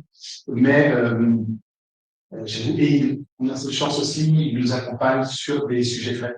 On va avoir un sujet, je ne sais pas si c'est le parler, on a toutes les usines, tous les clients ne sont pas sur les grandes lignes, bref, donc tous les clients ne sont pas rattachés sur ces lignes-là. On a des capillaires, des petites lignes, on a de moins en moins, malheureusement, voilà. Et ces lignes-là ont déjà fait appel au public et aux clients d'ailleurs pour pouvoir être remis en débat. Et on a quelques sujets qui vont nous aider. C'est une bonne transition. Oui, je vais évoquer la volonté des entreprises de vouloir y aller, la dispo des produits qui s'y prêtent, mais aussi les infrastructures qui s'y prêtent. Je vais tourner vers vous. On a évoqué un exemple particulier de ligne ORES ingérant, qui est un bon exemple de ligne qui est utilisée et qui va nécessiter des investissements pour pouvoir le pérenniser. Oui, vous expliquer ce cas d'école. C'est un cas d'actualité, d'école, je ne sais pas, mais d'actualité, c'est sûr, puisque Nicolas Rousseau évoquait à l'instant, c'était un sujet de demain, beaucoup déjà d'aujourd'hui, puisque, en l'occurrence, la ligne ORS Saint-Germain, c'est 60 km de voies ferrées qui sont sur le réseau KPR, réseau secondaire, autrement appelé sur la route, pour oser le parallèle. Pour le coup, pour ces 60 km de voies, les 40 premiers, il y avait nécessité de différentes réflexions, donc c'est des travaux de maintenance pour maintenir la performance, et donc tout ça pour pouvoir continuer à avoir les trains qui circulent dessus en 2023 et 2024. Et ensuite, doit se décider se décider et se trouver des financements pour une régénération de la voie. On évoquait Rousseau à l'instant, la régénération plus lourd, avec des investissements plus lourds également, pour pérenniser cette infrastructure pour des échéances plus lointaines. Alors, juste pour donner un ordre de grandeur des budgets associés, c'est assez différent de notre travaux, pour permettre à chacun de palper de quoi il en retourne. La partie réflexion de la voie, elle est estimée entre 800 000 euros et 1 million d'euros. Ça pèse un peu, hein. Et ça, on parle pour pérenniser les trains de 2023 et 2024. Et à partir de 2025, si on veut continuer à avoir ces trains de céréales sur cette voie-là, c'est autour de 30 millions d'euros qu'il va falloir trouver. Alors l'État est prêt à participer, la région aussi. Les collectivités territoriales sont mises, en tout cas appelées à contribution. Les opérateurs économiques embranchés également. Et c'est là où on peut rentrer dans quelque chose qui cristallise, parce que d'un côté, on veut de la décarbonation, on veut de l'écologie, on veut un certain nombre de choses, en tout cas que les consommateurs ou citoyens réclament, et puis c'est la direction qui est donnée. Et c'est dans l'air du temps, enfin, personne n'a mis le changement climatique et les contributions que chacun doit apporter qui vont dans ce sens-là. Pour autant, quand on utilise la route, aujourd'hui, même à titre personnel, quand vous prenez votre voiture, on ne vous demande pas de payer pour le nombre de kilomètres que vous allez faire, on peut pour entretenir une route qui passe devant chez vous, la route nationale ou la départementale. Indirectement, il y a des impôts, mais dans une moindre mesure. Là, les appels à contribution pour l'entretien de ces lignes ferroviaires sont nettement plus conséquents et les entreprises n'ont pas les moyens de les assumer seules. Donc là, très clairement, ça se réfléchit collectivement. On a besoin de soutien, de support politique et économique si on veut pérenniser ces services. Bastien Thirion, également de l'autre côté, la qualité du réseau, c'est un clé pour Oui, c'est un temps fondamental. fait, pour pouvoir pérenniser, en fait, là, parce que, indéniablement, en fait, nos clients vont toujours comparer, en fait, avec les prestations pour sur un premier, en intermédiaire et sur un produit qui compare en plus, avec l'analyse, une image, historique d'un réseau fret SNCF de très mauvaise qualité qui perd des wagons, des trains, etc. Il y a peu dans l'imaginaire collectif, mais aussi beaucoup des personnes qui peuvent évoquer en fait des emplois de l'autre qui ne les ont jamais vécu. Voilà, donc c'est des gens urbaines, un peu de vérité quand même. Et du coup, dès qu'on va avoir une politique de qualité sur le trafic ferroviaire, là, on va tout de suite un peu nous sortir ces petits démos. Voilà. Et puis, surtout, il y a un point frontal, c'est quand on a travaillé sur un train, on a 40 clients, 40 unités de transport, en fait, bloquées sur tout le train. Bon, là, j'ai ce matin pour une option de transfert parce que on a un arbre qui est sur les bancs entre les bancs et les règles. Ah voilà, le train de développer, il est en retard, je sais pas si on a vite. Donc, ça a tout de suite des incidences majeures. Mais comme tu parles, la seule différence, c'est le nombre de transports qu'on transporte. Donc, à chaque fois, le volume est forcément beaucoup, mais l'impact est aussi. Donc, ça, c'est un peu le point. Et puis après, dans la qualité du sillon, moi, je le fais aussi, la qualité d'obtenir, en fait, un sillon de circulation, dès plus pertinent possible, à des horaires qui nous permettent, en fait, de pouvoir, réaliser une opération de prêt et de réflexion dans de bonnes conditions. Parce que, aujourd'hui, ça c'est ça, les voyageurs est un peu, privilégié sur l'accès au sillon, surtout le voyageur quand il reste de projeter beaucoup long terme, en fait, on reste de facteur de passe. Et comme on est sur une autoroute à une voie, sinon, on n'est pas en capacité de faire nos demandes ou nos besoins à 2, 3, 4 ans d'un réseau qui s'attend de demandes de voyageurs. Il nous reste après à disposition en fait, des sillons qui ne sont pas forcément opérables. Et ça, c'est clairement, on va reconnaître dans l'innovation que nous pourrons attendre, c'est de pouvoir obtenir des sillons à des heures de pointe de la situation voyageur, pour nous permettre d'avoir un lot des sillons hyper opérables au niveau transport de fret. Et ça, c'est quelque chose de vraiment très pertinent pour la vie.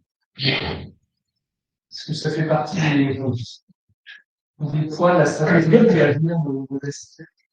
Alors, oui, on est conscient. Alors, je suis pas là pour défendre SNCF et cette raison de ferroviaire. Comme je l'ai dit, comme vous l'avez dit en introduction, il y a les complémentaires d'éléments. Effectivement, le sillon peut poser un souci. Moi, j'ai cette chance. Je travaille aussi bien sur la partie voyageur, donc, ce que vous évoquiez, et la partie fret. Oui, le voyageur est capable de se projeter. Là, on est en train de commencer à travailler sur ce qui sera réalisé en 2025. Bouquet 2024, on va travailler sur 2025. Effectivement, je ne vais pas vous dire c'est le premier arrivé, le premier servi, parce que c'est pas ça. Mais c'est sûr qu'il a une petite marge d'avance par rapport au fret. Donc, Sophie vous a parlé tout à l'heure d'essayer d'ailleurs, on va réussir, de créer ce qu'on appelle un tapis roulant, c'est comme on veut, c'est-à-dire de consolider sur certains axes une place pour le fret. C'est-à-dire qu'elle part du principe que on a des mouvements réguliers de train-fret, principalement céréalisés du chemin utilisé est aussi utilisé par des trains de conteneurs, mieux. Et donc, l'idée, c'est de mettre dans, excusez-moi, j'utilisais des plus gros mots, dans le graphique d'occupation des voies, c'est l'autoroute à une seule voie, donc on essaye de cadencer un petit peu tout le monde, de positionner tout le monde. On va donc intégrer des morceaux de mouvement fret dès le départ de la construction. Dès le départ, en même temps que les voyageurs. C'est pas sans faire avancer quelques-uns. Hein.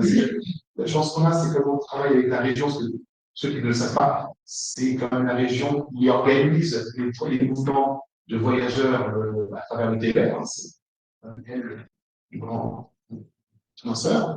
Donc, on a ces deux parties des acteurs avec Donc, ils sont conscients de la chose, ils sont conscients des demandes des voyageurs. Hein. Le développement du voyageur, c'est pour leur plaisir qu'ils mettent plus de trains, c'est qu'il y a derrière les utilisateurs, les clients, les gens qui font du domicile-travail et qui disent, ben, nos trains sont trop petits ou j'ai besoin de plus de fréquence parce que le matin, pour aller au boulot à 8 heures, c'est tout. Ouais, le fait qu'il est assis les contraintes, alors après, il va être cantonné dans des périodes un peu moins fastes, on va dire, parce que je vois, le voyageur, je dirais d'avoir dit, même si c'est enregistré, le voyageur sur un quai, quand vous avez bloqué 400 voyageurs qui sont dans un TER, donc beaucoup de bruit, il fait très fort, ils ne sont pas contents, ils sont pressés. Malheureusement, le même train qui ne prend pas 400 voyageurs, mais qui est en train de faire, ira moins, mais c'est pas parce qu'il fait moins qu'on ne lui fait pas moins d'attention. Mais c'est sûr que c'est plus facile de le faire attendre 10 minutes, un quart d'heure sur le côté pour laisser passer autre chose. Mais on a des cellules opérationnelles qui, en cas de crise, prennent en compte de la même façon. Vraiment, ça, c'est une des grandes évolutions à l'époque. On vient sortir les trains, nous, dans le web, il nous arriverait dans des cas de situation perturbée, ranger les trains à certains endroits, on laissait passer tout le monde, et puis on l'avait pas oublié, mais il était là où il était. Je parle de ça, c'est moi, je suis en train de faire un temps. Dans cette période-là, depuis on a dit aux gens, c'est pas bien.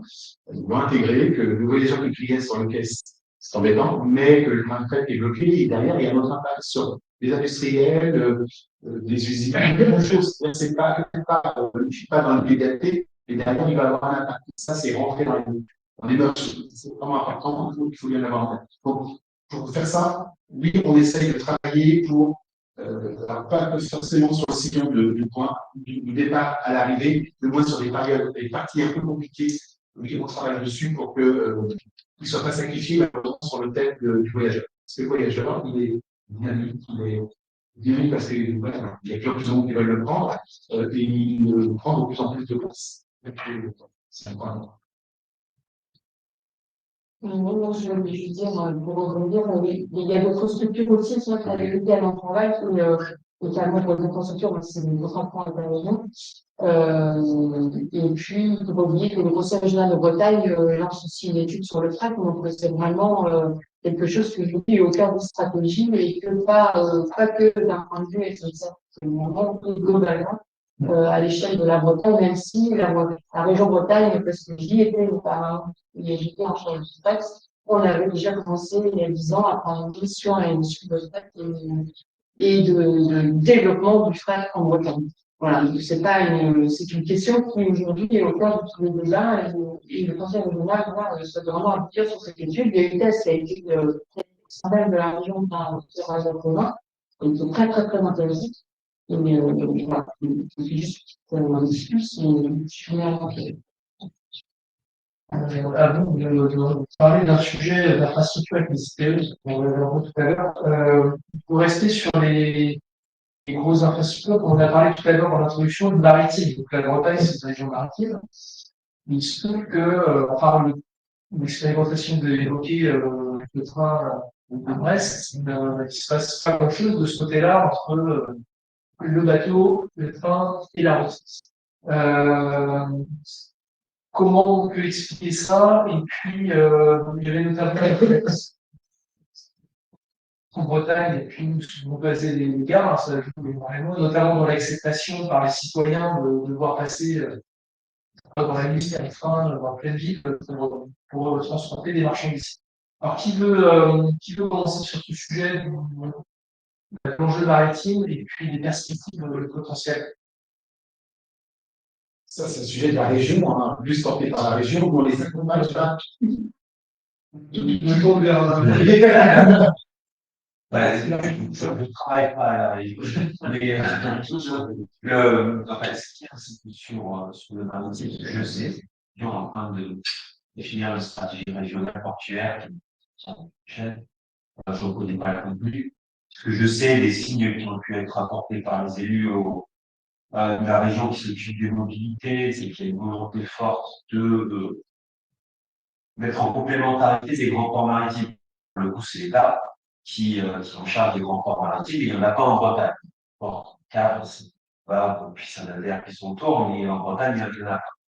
À côté de ça, les élus régionaux sont persuadés qu'il y a une place pour les ports de dimension régionale en complémentarité avec ces grands ports, surtout en concurrence. Après, presque n'aura jamais les capacités de se possible, il n'y a pas la place, d'une part, et puis bon, il n'y a pas les flux. Donc, par contre, en complémentarité, pour profiter de l'opportunité du Brexit pour faire des salles privilégiées de l'Irlande, voilà, il y a plein de sujets de ce type-là qui sont en train d'être étudiés, de développer.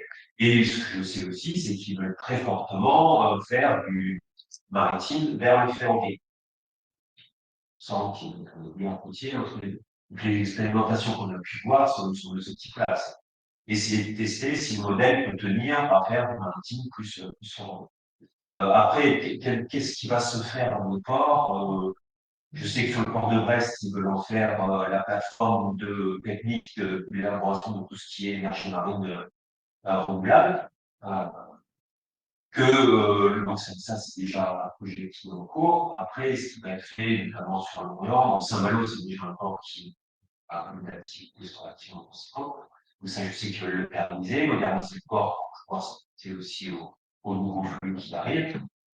Dans ça, on n'a pas énormément d'informations, les gens de la région pourraient vous parler plus avant. Mais je profite aussi d'avoir la parole pour rajouter quelques éléments. Par rapport aux infrastructures ferroviaires. Aujourd'hui, pourquoi on cherche aussi un impliquer le monde économique dans le financement de la génération des voies? Parce qu'on a eu quand même quelques expériences passées où les pouvoirs publics ont financé 100% de cette génération-là, à l'appel du monde économique. Donc, ils ont dit, si on a besoin de ces nouvelles-là pour notre activité. Donc, on a répondu à cette appel-là, et la région, on a investi fortement sur ces voies-là, et 1 an, 2 ans, 3 ans après, l'industriel, pour ses raisons propres, est parti.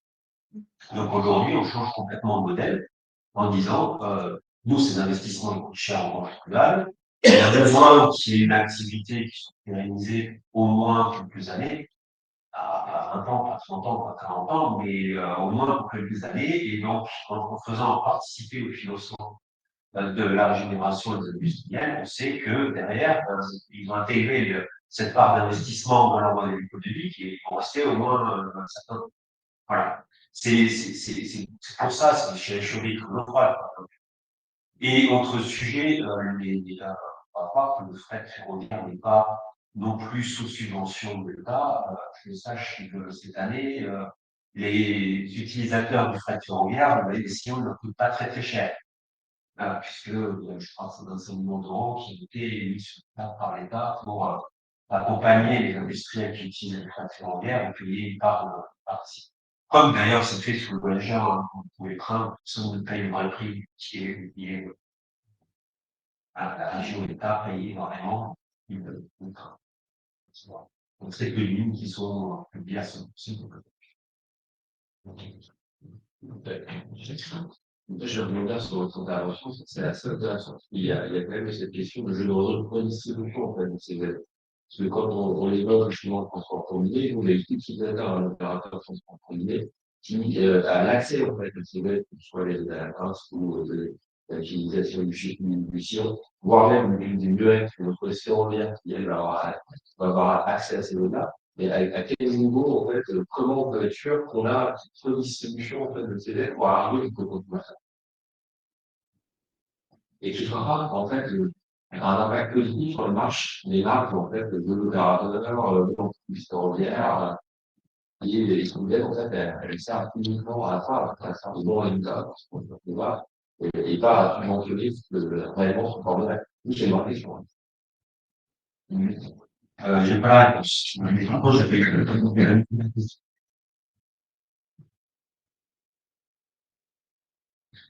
Dans les investissements des opérateurs publics, il y a la question des installations terminales en branché. Voilà, on l'a évoqué ensemble. Est-ce que vous pouvez nous dire dans les perspectives du groupe LAS, un sujet que vous traitez, enfin, que vous abordez avec plusieurs entreprises en France, que nous expliquez la démarche? Voilà, il y a plusieurs sujets. Cette année, on a remis en état, en fait, une idée, moi, je pour en brancher, hein, au réseau de la SNCF, pour, et déjà vu avoir une infrastructure nous permettant d'accueillir de la marchandise générale en valeur conventionnelle sur la Bretagne.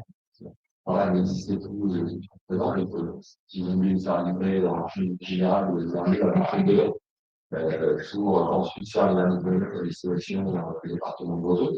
On a vu ouvrir cette possibilité-là à destination de la Bretagne et dans un deuxième temps, c'est bien, aujourd'hui, nous, les transporteurs intermédiaires, et on veut aussi pouvoir proposer de la multimodalité, donc plus c'est le contenu qui vient changer de notre transport, tout le monde sollicite. Donc pour le faire, en fait, il faut qu'on ait l'infrastructure nécessaire qui nous permet de le proposer.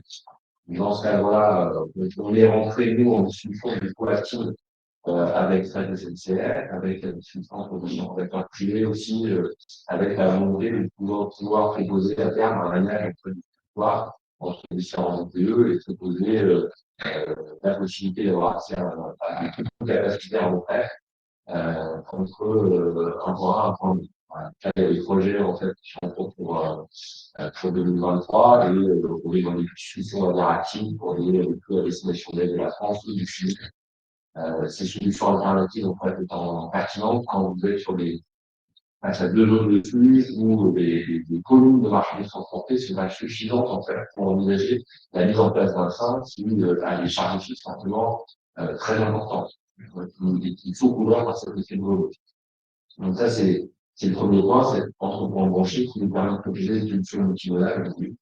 Le deuxième point, ça va être les investissements qui vont être nécessaires là sur le terme national dès 2023, en fait, pour nous permettre d'accueillir en bonne condition ce deuxième, voire un démarrage avec train, puis les raisons de la 5 lignes qui sont utilisables, une qui n'était plus du tout parce que elle était en une double, en fait, qui n'était plus utilisable. Donc, on va remettre en fonction un portique. Donc, c'est un matériel de levage vertical, en fait, qui nous permet de prendre les pièces sur un camion de positionner directement sur le on est sur du coup un système de levage sur le carbonné. Le reste, sont des engins de boule, on appelle les shakers, qui sont des engins qui fonctionnent au GNR, qui génèrent aussi les émissions de et qui nous permet aussi un delta assez utile. C'est un port qui a une cinquantaine d'années, on peut l'utiliser. Je trouve ça aussi dommage d'avoir comme port étendard, en fait, un outil qui a une réelle utilité industrielle et qui a le pouvoir de nous accompagner dans notre développement. Voilà, donc ça aussi, ça fait partie des investissements colossaux qu'il faudra arriver. Et là, pour le coup, on n'est pas encore sûr un accompagnement de l'État, de la région par rapport à la réalisation de cet investissement, parce qu'on n'est pas sur un investissement neuf. On est sur le recyclage d'un outil industriel déjà existant, qui est une remise à neuf, parce qu'il n'a pas été publié pour bien développer, qui a 50 ans, et que nous, on a l'obligation d'avoir un outil qui soit usuel au quotidien, fiable, pour réussir à confronter une question pour les enjeux, nous, industriels et publics, donc, Internet qui est bloqué, c'est que vous bloquez le test sur la fin, on parle de aujourd'hui, elle a un impact aussi sur la qualité perçue par le client sur le corps de la commune. Si on reste sur la notion de plateforme, Sébastien, on a évoqué ce sujet aussi, un souhait de part réfléchir à des lieux, en fait, et rayonner, en fait, vers vos éleveurs, vers des clients en chaîne. Alors, juste pour revenir sur la question précédente sur la connectivité avec les ports, pour les fabricants d'éléments, aujourd'hui, vu où sont situées les usines et la distance par rapport au port, il y a on est trop près en termes de kilomètres, et les délais viendraient se cumuler liés à la rupture de charge, qui font qu'il n'est pas intéressant aujourd'hui d'envisager une connectivité train-usine, environ ce soit l'usine de Brest, un usine c'est en Centre-Bretagne, ou l'usine dans les Côtes d'Armor avec le grand port de Saint-Nazaire. Ça, aujourd'hui, c'est absolument pas dans les tuyaux parce que la souplesse du transport routier, plus les questions de stockage en usine qu'on a évoquées précédemment, ne le justifie pas, ne le motive pas. Sur la partie La question, c'était sur la partie entrepôt. Par le passé, il y a, je n'ai pas encore dans les fonctions, il y a une dizaine d'années, il y a effectivement une étude qui avait été réalisée alors, entre Chloé, la région, je pense que les SNCF avait dû être associés pour envisager la possibilité d'avoir une, deux ou trois plateformes relais sur lesquelles les trains auraient pu arriver avec des matières premières ou des ingrédients utilisés ou utilisables par l'industrie animale. Et de là, les derniers kilomètres ont été faits en train. Le projet n'a pas été le bout pour différents aspects, mais là, pour le coup, je laisse la SNCF s'exprimer parce qu'ils ont pérennisé l'historique sur ce dossier. Oui, en effet, on avait travaillé sur un certain nombre de plateformes qui venaient manier un petit peu l'ensemble du territoire. Et en fait, ensuite, c'était posé la pertinence en fait, du montant d'investissement qui était quand même énorme par rapport au nombre de plateformes. Et donc, en fait, il fallait faire un choix sur la plateforme la plus pertinente, parce qu'en fait, ça faisait trop de projets pour et donc, voilà, on est resté là, avec une note qui avait été envoyée à l'époque en préfecture, on peut faire ce choix, parce que c'était compliqué, et depuis, c'est possible de Gorel, qui aujourd'hui est coefficiente, après, on a des discussions qui sont en cours également par rapport à cette plateforme, mais voilà, en effet, on avait bien lancé cette, alors il y avait Montauban, il y avait Vitré, Est ou Ouest Bretagne, c'est toujours un sujet, il y avait Rennes aussi dedans, il y avait plutôt vers le sud, et on avait associé à l'époque le port de Montfort en Bretagne avec une étude. Là, ça, il y avait des mobilités plateformes qui naissaient sur Sablé et sur Château-Gontier, plus Laval qui s'était positionné. Ça faisait vraiment énormément de projets de plateforme avec des flux qu'il fallait bien identifier, sachant qu'on ne pouvait pas. Les flux n'étaient pas forcément assez importants pour pouvoir résumer un petit montant. Et voilà, on était là. Aujourd'hui, on est sur la plateforme de Rennes Business et la plateforme de Château-Gontier. Et aussi, on peut laisser et encore de Bretagne, qui nous a c'est les médicaments là-dessus. Donc, ça me parle, je reste là. Je suis pas plus sur mon corps, j'ai des cursus qui ont déjà entendu à la région de Bretagne. Il y a déjà une question de saturation des infrastructures existantes avant des niveaux particuliers. Aujourd'hui, le terminal centre minéral, il est saturé à 100%. On a encore possibilité de pouvoir trouver cette prix. Et l'entrepôt embranché du local tout à l'heure, mais à 8% de capacité. En termes de réception globale, on a déjà travaillé ensemble à saturer ces outils et naturellement, en fait, on aura des besoins de capacité sur des infrastructures supplémentaires qui mettent une réflexion pérenne, puisque on aura déjà l'expertise en fait des réalisations passées. Sur un projet, c'est des gisements de euros. Même si on se dit on va mettre la plateforme le nom de la entreprise, ça va être du coup, il faut quand même le faire par les lois, il faut quand même le faire, des plateformes qui sera apte aux poids lourds. Enfin, tout ça fait qu'on arrive vraiment à un million d'euros. Et si on remonte encore plus loin, il y a l'approche pour chaque jour. Puis, oui, bien dans la chaleur, mais voilà. Et il faudrait qu'il y ait une discussion sur les plateformes.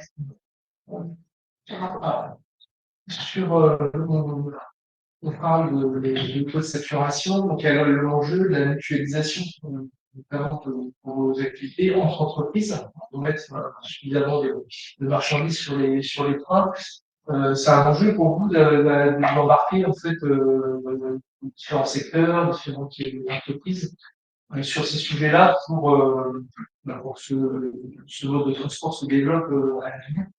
Alors, on voit bien que sur la partie nutrition animale, il y a 3-4 opérateurs, mais 3 grandes entreprises régionales qui font des micro-revenus, qui sont des micro-revenus qui sont revenus, mais en l'occurrence sur d'autres branches, on aurait bien aimé avoir d'ailleurs un témoignage d'entreprise de l'agroalimentaire pour illustrer ça, un chargeur. Quelle est votre analyse de cette capacité à se mettre en réseau, à travailler avec les transporteurs et les chargeurs pour augmenter ces coûts de sport? Nous, on a des calculs sur un mode de transport mutualisé. Voilà. Le mode de transport, il est obligatoirement mutualisé. On n'a pas un client qui vient nous faire un train, c'est sur de la marchandise générale, sur des marchandises qui sont pas utilisées et qui vont nécessiter, dans tous les cas, en fait, d'avoir plusieurs kilos. On a toujours besoin, en fait, d'un fonds de train ou d'un fonds de balle pour pouvoir lancer le projet actuellement et sur les contrats. Puisque la base de tout, même, c'est du volume, cette notion de provenance. On va faire au moment où on va passer un certain cadre de remplissage. Derrière, on va faire sécuriser l'opérateur et du coup, on assure la carte financière économique. Donc aujourd'hui, si on prend l'exemple en fait du train sur lequel on va arriver au quotidien, vous avez sur le train une trentaine, une quarantaine de clients quotidiens qui viennent utiliser ces lignes dans les sens. Voilà, avec 4 clients majeurs qui ne pèsent pas plus de 40% en fait, de GDP transportés sur le train. Voilà. Après, si vous voulez qu'on aussi, on est aussi en mode projet permanent. Aujourd'hui, on est vraiment passé dans le type, on est quasiment du retour pour l'envers, un certain nombre d'industriels qui posent des questions pour un type de prestation, pour nos BTP, qui aujourd'hui, ce que dit Nicolas, n'a plus accès à des chantiers au-delà de 100 km de leur recharge, un système de transport propre. Donc, mais c'est vrai que l'empoisonnement, en fait, des projets et la base de ces projets-là qui sont cette fois-ci qui sont annulés, c'est pas des projets de mutualisation, des projets qui vont nécessiter en fin de compte des revenus variables. Voilà, tous les clients ne peuvent pas se taire. Donc nous, on porte aussi les projets qui sont maintenant dans le projet de mutualisation. Ce que j'ai évoqué avec vous sur le Nord, c'est un projet qui est forcément mis mutualisé à la celui qui prend le risque de l'anticipation et elle sera présentée s'il y en a forcément ce qui est commercial rapide pour réussir le train, forcément un atout majeur pour nous. Pour les sujets de multimodalité que j'évoquais avec l'Est et le Sud-Ouest, ces projets ne sont possibles parce qu'avec vous, on va discuter avec un transporteur partenaire qui va être en capacité de nous côté en fait, de réaliser des opérations avec les moyens de train, de faire du transport de l'eau, de recharger ces avions à destination de la Bretagne.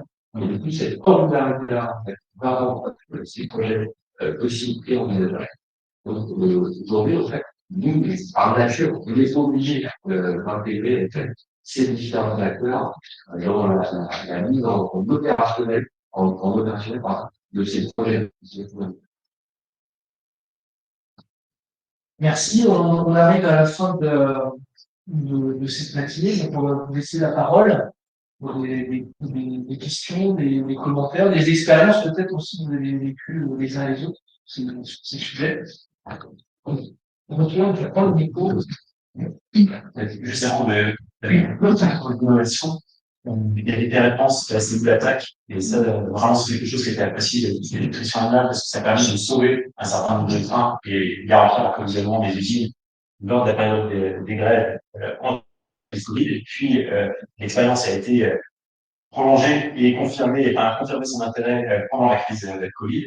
Et c'est vraiment quelque chose, en tout cas, que les fabricants d'aliments appellent à maintenir et à pérenniser. Parce que ça apporte une vraie fluidité et ça vient garantir la performance des services. Alors après, quand on parle de performance pour l'intérêt du rail, il y a cette notion de service qu'il faut absolument continuer de fiabiliser. Et alors là, on parle de garantie entre conditions de circulation des trains. L'été, c'est risque incendie en bord de voie, par exemple. L'hiver, c'est un risque de chute de végétation. Et bon, après, il y a des questions de faune sauvage qui peuvent venir après. Là, c'est plus difficile à maîtriser. Mais il y a ces dimensions-là aussi à prendre en compte. Et puis, la vitesse de circulation des trains sur le voie. Alors, c'est peut-être présomptueux de parler d'innovation quand on évoque ce sujet-là. Il n'empêche que sur la ligne qu'on prenait tout à l'heure, quand les trains sont limités à 40 ou 30 km/h en fonction du tronçon auquel on s'intéresse, la compétitivité par rapport à la route et au service apporté est remise sur la table. Donc, il y a des leviers d'action, certes, qui peuvent être très coûteux, et d'autres qui semblent plus à portée de main pour tout de suite apporter des petits plus sur la performance du fret ferroviaire et venir réaliser ces flux. Alors, juste pour finir, mais c'est vrai que par rapport aux routes d'incendie, en ce moment, les feuilles tombent, on a en effet beaucoup de sujets sauvages, totalement domestiques aussi sur la montagne, voilà, surtout au printemps ou à l'automne. Voilà. Et on a mis en place normalement des cellules, des plans, en fait, qu'on appelle le plan automnal, ou alors le suivi des chaleurs, des portes chaleur, qui nous permettent aussi d'être plus réactifs sur le terrain. Et on a des cellules à femme, on appelle dessus et ici, et qui permettent en fait de faire un début et tout ça tellement qu'on a quelques années, on a encore des marges de manœuvre.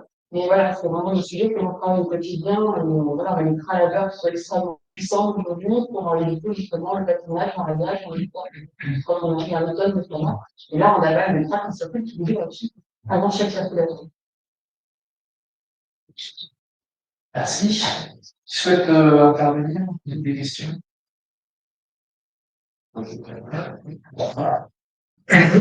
C'est plus sur on va au général. Moi, je suis pas spécialiste de l'énergie, du transport. Et à vous écouter, c'est très intéressant. C'est vrai que aujourd'hui, ce qui caractérise quand même en grande partie quand même économique, c'est tous les énergies. Et c'est vrai que nous avons entendu tout ça parler effectivement du transport. C'est vrai que le transport, c'est indispensable à notre développement. Et au regard de cette production d'énergie, on voit quand même que on conseille de c'est-à-dire que nous, au-delà de la crise d'Ukraine, on va sans doute devoir faire confiance, on va faire en train de voir en plus s'accélère, et on le voit dans le domaine du projet, ça va à toute vitesse, c'est notamment un sujet pour SNCF, je crois savoir qu'Alstom travaille vraiment avec nos services sur effectivement les motrices utilisant cette technologie, mais néanmoins, il faut effectivement parler d'infrastructure. Il est indispensable, si on parle, comme je disais tout à l'heure, on ne pas mettre en position des énergies face à ces autres. On parle du carburant, du gaz, du projet et autres. Néanmoins, il va falloir effectivement penser très rapidement. Alors, quand je dis nous, ça part de l'Europe, hein, après ça descend à plein de pays, il va falloir réfléchir très rapidement à la conception, à la construction de l'infrastructure. C'est bien de dire qu'on va faire décarboner, notamment décarboner la mobilité, dans le tiers ferroviaire, également naval. Maintenant, comment vous voyez tout ça se mettre en œuvre, sachant qu'on va parler très vite.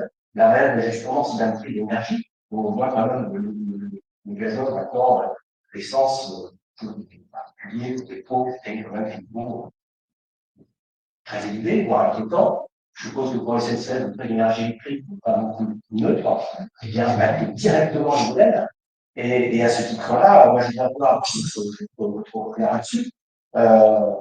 Et pour conclure, je répète, cette crise dans laquelle on est, il faudra essayer d'en tirer ce qui est positif. Dans toute crise, il est positif en sort. Sauf que là, on est à mon avis, condamné à marcher, pas forcé, vers, je dirais, des évolutions technologiques, mais également la mise en œuvre des infrastructures qui vont permettre de réaliser ces évolutions technologiques et de les transposer au quotidien, que ce soit en transport ferroviaire, en transport routier, dans la partie effectivement agro, tous ces aspects-là, tout le monde est impacté. Donc, je voulais un peu avoir vos regards là-dessus. C'est une question à plusieurs facettes, mais vos échanges faire ce matin. Merci. Je vais essayer de faire très court. Faut savoir qu'en Bretagne, on a cette particularité. Je parle des voyageurs de fret. Je suis désolé, je suis obligé de faire pendant les deux parce que la question énergie, elle touche les deux. Voyageurs, il faut quand même bien avoir en tête que la très grande majorité du transport de voyageurs en Bretagne est fait sur l'électricité. On considère aujourd'hui que le nucléaire est une énergie. Donc, nous sommes sur un déplacement sur les énergies électrique, donc plutôt. Donc là, il y a très très peu de lignes. On a Châteaubriand, on a Quimper, Berno. Il y a quelques lignes. Je vais peut-être rajouter une ligne en plus, je vérifie parce que c'est tout à fait. Ça, je lis sur les autres. Donc, c'est vrai que le sujet est moins prégnant, mais il n'empêche que beaucoup d'expérimentations par l'hydrogène, il y a aussi les trains à batterie, c'est aussi une autre mode, mais oui, c'est particulier. Je ne peux pas parler à la place de la région, mais on a des cellules qui travailleront sur ces réseaux, sur ces dossiers-là, et cette série sur ça. C'est la région qui est porteur des matériels. Donc, c'est vrai qu'ils sont très présents là-dessus. Mais oui, c'est partie des sujets. Oui, l'hydrogène, il est bonnet. Oui, le batterie et l'autre pendant. Après, vous avez des systèmes dans la technique sur c'est-à-dire frugal, c'est-à-dire moins un mix de caténaires de portage d'électricité.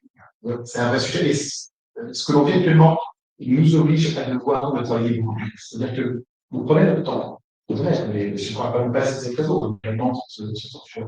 Vous prenez le temps, ça et l'urgence, l'urgence, parce qu'il y avait des engagements européens alternatifs. Là, aujourd'hui, on a des changements économiques, c'est-à-dire qu'on avait et le côté social, le côté des gens, la volonté des personnes et des institutions, plus le côté économique, qui veulent aller dans le même sens, et donc bouger les choses beaucoup plus. Le fret en Bretagne a cette particularité, il est un peu plus porté par du thermique, donc du diesel, ce genre de choses. Pourquoi? Parce que tous les embranchements ne sont pas sur le bord des grandes lignes et ne sont pas forcément électrifiés à l'intérieur. Donc oui, en Bretagne, on a plus de thermique. Donc là, il y a un vrai travail qui doit être mené. Ce n'est pas le cas pour beaucoup de choses en France. Hein. Si les grands axes de transport, de fret en France sont électrifiés et fonctionnent avec des équipements électriques. Mais la Bretagne est plus parce que on parle beaucoup de céréales, et c'est vrai que la céréale est un des gros faiseurs de fret en Bretagne. Et quand vous allez dans les régions qui sont autour de Chartres, qui sont le centre de la Loire, qui sont encore un peu plus loin, vous êtes vraiment dans la campagne. C'est-à-dire que les silos, là où sont stockés les matières premières, sont dans des endroits improbables. Et ça arrive électrifié. Donc là, on va pas faire des changements de matériel pour pouvoir s'appeler. C'est beaucoup plus simple. Malheureusement, économiquement, pour l'instant, ça reste plus intéressant de rester sur un matériel thermique. Je ne pourrais pas vous dire que oui, il existe des expérimentations sur des matériels mode, ça c'est très vieux, on va pas inventer, mais de le retravailler, de le refaire avec une nouvelle ligne. Aujourd'hui, c'est pas notre main, SNCF Réseau, il faut se voir rien, mais on a un service qui travaille là-dessus, mais c'est vrai que c'est plutôt l'entreprise ferroviaire qui porte le sujet, parce que ça va être dans son modèle économique. Vous les accompagner, on a quand même des gens qui sont quand même très techniques là-dessus, mais c'est dans son modèle économique que ça va avoir un impact. Là, ils sont aussi fortement poussés, mais on n'aura pas, on va pas utiliser, pour être très honnête, toutes ces techniques dont je vous ai parlé, on va pas les utiliser, pas les moyens, même sous un format light, c'est vraiment prévu. C'est peut-être dommage, mais c'est comme ça. Ça a un coût. Il y a des investissements sont apportés. On va déjà essayer de la mettre en état avant de s'amuser à l'électrifier, même si ce n'est pas s'amuser, ça serait certainement un plus. Mais aujourd'hui, il faut déjà qu'elle soit en état de fonctionnement avant de vouloir se lancer dans autre chose. Je suis désolé, c'est très trivial, mais c'est un peu la réalité des choses. Hein.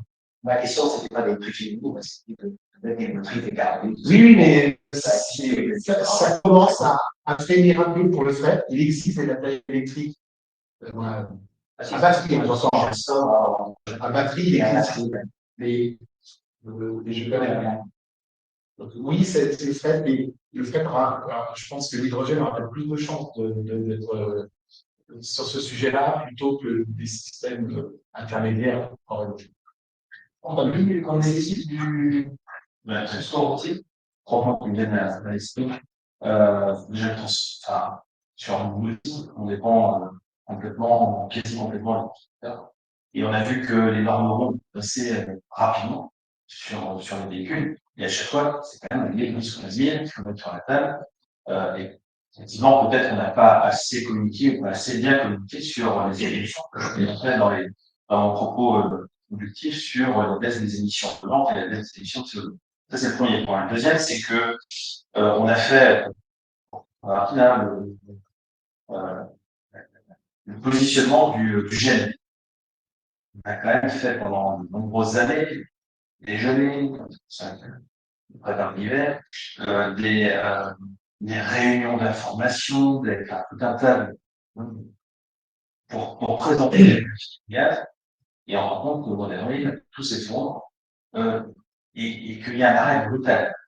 Et ça, c'est, je veux dire, avant de proposer du gaz à des entreprises de transport, voilà, avoir une stratégie et des bons arguments quand même. Donc, ça c'est, pour moi, c'est le deuxième point qui est quand même c'est important.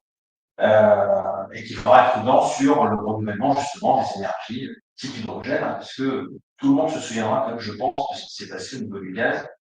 Parce que n'oublions pas que les transporteurs de marchandises, ferroviaires ou ferroviaires, peu importe, c'est un prestataire de service à la base. Et le dernier point qui me vient à l'esprit, et là, c'est par rapport notamment aussi au financement des infrastructures, c'est les zones d'habitation. Là aussi, on l'a vu pour le gaz, on le verra probablement pour l'électrique et pour l'hydrogène. Ça va être des vrais enjeux pour manier les territoires, pour que les entreprises puissent se trouver. On a un peu l'expérience du gaz, alors tout le monde veut un peu sa station, et tout le monde veut une station pas forcément au débit, pas débit, enfin, et on a une flotte captive. Là, moi, je suis assez inquiet sur le réseau des stations GNL parce que, enfin, il va y avoir un déséquilibre fort, immédiat, et je pense que ouais, ça va tanguer. Donc, voilà, il faudra, et en même temps, on ne peut pas rester sans rien faire, il faut les là. Il va falloir trouver les bons compromis, et notamment les compromis aussi financiers. Sur ce De sujet, toute façon, ça va être le prix d'énergie qui va tirer, en fait, les investissements, notamment en termes d'impôts. Je crois que notre projet, c'est plus des 100 km. Si on voudrait augmenter la condition rapidement, et la variable d'ajustement, c'est que il y a un moment où effectivement l'énergie est acceptable pour les transporteurs, quelque chose, c'est ce que je disais tout à l'heure, et on est condamné à faire un 10, comme on a fait à faire en 20 ans. on arrive à la fin. Comme tu vois, mais sur ce sujet d'énergie dans les transports, quand on a le Rousseau, donc Bretagne Supply Chain, donc il y a ce programme Excel qui est soutenu par la région et l'ADEME pour faire ce travail d'information, d'explication des différentes énergies. On a fait un événement ici avec Francis au mois de mars sur les véhicules légers et les différentes formes d'énergie. Donc il y a eu en effet avant du GNP, malheureusement, quand même beaucoup travailler sur ces sujets sans savoir comment ils vont évoluer. Donc n'hésitez pas, je pense, à me tourner vers Noémie tout à l'heure au cocktail, juste après pour en savoir plus sur cette initiative. Je pense qu'on arrive à la fin de la matinée pour pas vous faire prendre de retard sur nos engagements suivants. Deux petits rappels, donc on se donne rendez-vous le 7 février 2023 à Quimper pour le salon Supply Chain West, donc qui est organisé par Laurent et ses équipes. Donc merci déjà pour l'organisation de cet événement. Merci à la CCI pour l'accueil et puis la mobilisation des uns et des autres hein, pour échanger avec nos témoins, que je vous remercie également pour leur venue. Des témoignages très complémentaires, riches. Je retiens un mot, c'est la coopération et le fait de proposer ni les modes énergétiques, ni les modes de transport pour réussir les transitions de demain en Bretagne et bien sûr globalement en Europe. Donc merci à tous.